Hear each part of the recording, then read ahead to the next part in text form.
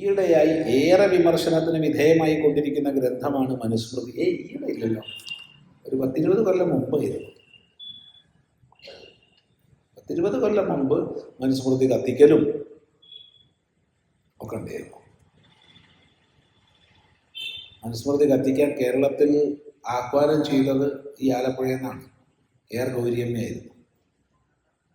എത്ര പേർ ഓർമ്മിക്കുന്നുണ്ടെന്ന് അറിയില്ല. ഒരു കാരണവുമില്ല. എന്താ അതൊക്കെ?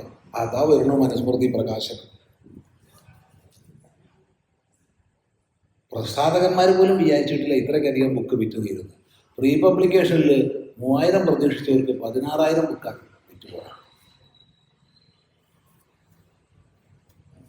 എന്തോ അന്തർധാര ഉണ്ടോ എനിക്കറിയില്ല കേട്ടോ. ഈ അന്തർധാരയുടെ സ്വഭാവമൊന്നും നമുക്കറിയില്ല. പക്ഷെ അനുഭവമാണ്. 3000-ലധികം ബുക്കില്ല എന്ന് അക്കാലത്ത് ഉറപ്പിച്ച കൃതി 16,000 വിറ്റു. കാരണം നാട്ടിൽ ചർച്ച ഉണ്ടായതുകൊണ്ട്. എന്താണ് മനുസ്മൃതി ചെയ്ത അപരാധം? സ്വാമി, മനുസ്മൃതി വളരെ മോശമാണ്. അതിൽ ഒരുപാട് നന്മകളുണ്ട്, ഒരുപാട് തിന്മകളുണ്ട്. കാരണം മനുസ്മൃതി സ്മൃതിയാണ്, ശ്രുതിയല്ല. സ്മൃതി കാലഘട്ടത്തിനനുസരിച്ച് മാറുന്ന നിയമങ്ങളാണ്.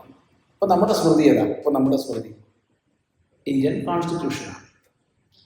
ഇന്ത്യൻ കോൺസ്റ്റിറ്റ്യൂഷൻ വളരെ വിദഗ്ധന്മാർ, പ്രഗത്ഭന്മാർ ചർച്ച ചെയ്ത് എഴുതി ഉണ്ടാക്കി വീണ്ടും വീണ്ടും ചർച്ച ചെയ്ത് ഓരോ ആർട്ടിക്കിളിനെ സംബന്ധിച്ചും ദിവസങ്ങൾ നീണ്ട ചർച്ച നടന്ന് അവസാനം നമ്മൾ 1949 നവംബർ 26 അംഗീകരിച്ചു. 1950 ജാനുവരി 26 പാസ്സാക്കി യൂണിയൻ നിലവിൽ വന്നു. യൂണിയനാണേ നിലവിൽ വന്നത്, ഫെഡറേഷൻ അല്ല, ഓർമ്മിക്കണം.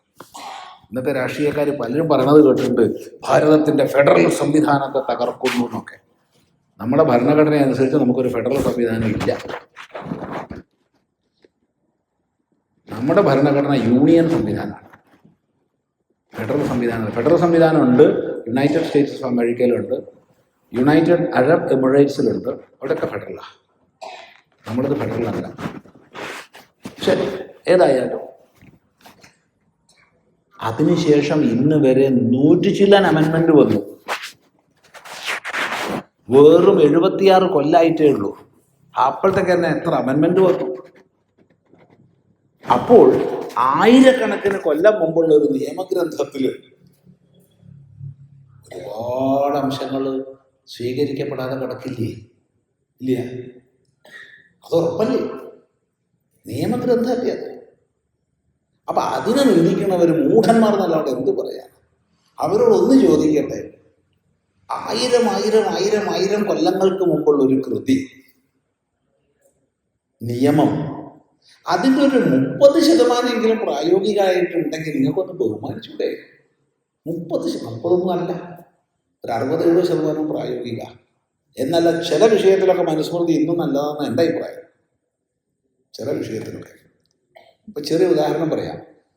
ഇന്ന് ഈ മെഷറിങ് എക്യുപ്മെൻറ്റ്സ്, തുലാസൊക്കെ എത്ര കാലം കൂടുമ്പോൾ ആ സീല് വെക്കേണ്ടത്? കൊല്ലം. മനുസ്മൃതി പറയണത് 6 മാസം. 6 മാസത്തെ സീല് വെക്കണം. നല്ലതാണോ ചീത്തയാണോ?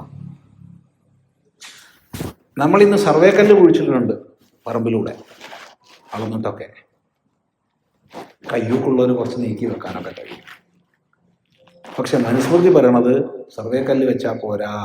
സർവേ കല്ല് വെക്കുമ്പോൾ അടിയിൽ 1 കോല് 1.5 കോല് താഴെ ഒരു കുടം കുഴിച്ചിടും. എന്നിട്ട് മണ്ണിടണം. അതിന് നേർക്ക് മുകളിലെ സർവേ കല്ല് കുഴിച്ചിടാൻ പാടില്ല. അപ്പോൾ കയ്യേറ്റങ്ങൾ വന്നാൽ കോടതിക്ക് നിർണ്ണയിക്കാൻ എളുപ്പമാണല്ലോ. ഇങ്ങനെ എന്തൊക്കെ നന്മകളുണ്ടെന്നറിയോ മനുസ്മൃതിയിൽ? എവിടെയും സ്ത്രീകൾക്ക് പ്രാധാന്യം കൊടുക്കാൻ പറഞ്ഞിട്ടുണ്ട്, സ്ത്രീകൾ ആദരിക്കപ്പെടണമെന്ന് പറഞ്ഞിട്ടുണ്ട്. ഇങ്ങനെ എന്തൊക്കെ നന്മകൾ മനുസ്മൃതിയിലുണ്ട്. കുറേ തിന്മകളുണ്ട്, ഇല്ല എന്നൊന്നും പറയുന്നില്ല. പക്ഷെ ആ കാലത്തത് തിന്മയല്ല. കാരണം സാമൂഹിക നിയമക്രമം അങ്ങനെയാണ്. സമയം നമ്മളിത് കഴിഞ്ഞു, 1 മിനിറ്റ് കഴിഞ്ഞു. എങ്കിലും ഒറ്റ ഉദാഹരണം മാത്രം പറയാം. നമ്മൾ ഒരു 30 കൊല്ലം മുമ്പ് നമ്മൾ കൂടിയിവിടെ ഇരിക്കുക വിചാരിച്ചു. 30 വേണ്ട, ഒരു 25 കൊല്ലം മുമ്പ് നമ്മൾ കൂടിയിരിക്കുക ഇതേ ആൾക്കാർ തന്നെയാണെന്ന് വിചാരിച്ചു. നീ അറിഞ്ഞോ എന്താ സ്വാമി ആ തെക്കേലുണ്ടല്ലോ, തെക്കേലൊരു വീട് ഇവിടെ ഉണ്ടോ ഭഗവാൻ എനിക്കറിയില്ല, ഞാൻ വെറുതെ പറയുകയാണ്. തെക്കേല് വടക്ക് വെറുതെ ഒരു പേര് പറയാൻ വീട്ടുപേര്. അവിടെ ഒരു ആണും പെണ്ണും കൂടി വന്ന് താമസിക്കുന്നുണ്ട്. അതിന് നിൽക്കണ്ട, കല്യാണമൊന്നും കഴിഞ്ഞിട്ടില്ല അത്രേ. അയ്യേ മോശം, എന്ത് സംസ്കാരമില്ലാത്തവരാ. നമ്മൾ പറയായിരുന്നോ ഇല്ലായിരുന്നോ? പറയും. ഇന്ന് പറയുമോ? ഇന്ന് പറഞ്ഞാൽ തല്ലു കിട്ടും. കാരണം ഇന്ന് ലിവിങ് ടുഗദർ നിയമപ്രകാരം അംഗീകരിക്കപ്പെട്ടതാണ്. അന്ന് ലിവിങ് ടുഗദർ നിയമപ്രകാരം അംഗീകരിക്കപ്പെട്ടിട്ടില്ലായിരുന്നു ഭാരതത്തിൽ. അപ്പൊ ഇന്ന് ഭാരതത്തിൽ ലിവിങ് ടുഗദർ അംഗീകരിക്കപ്പെട്ടതാണ്. അതിനെ കുറ്റം പറഞ്ഞാലാണ് കുറ്റം. അപ്പൊ 25 കൊല്ലം മുമ്പുള്ളൊരു കഥയാപ്പ പറഞ്ഞത്. എന്നിരിക്കെ 5000 കൊല്ലം മുമ്പുള്ള നിയമക്രമത്തിൽ എന്തെന്ത് മാറ്റം വരും? അതൊന്ന് ആലോചിച്ചാൽ അറിഞ്ഞൂടെ? എന്നിട്ട് അതിനെ കുറ്റം പറയാൻ നടക്കണൊരു ആ സമയം എടുത്ത് വായിച്ചു നോക്കിക്കൂടെ? 2000 ശ്ലോകങ്ങൾ എന്ത് മഹത്തരമാണ്. ഓ, മനുവെ നമ്മൾ 1000 പ്രാവശ്യം നമസ്കരിക്കും, സംശയം.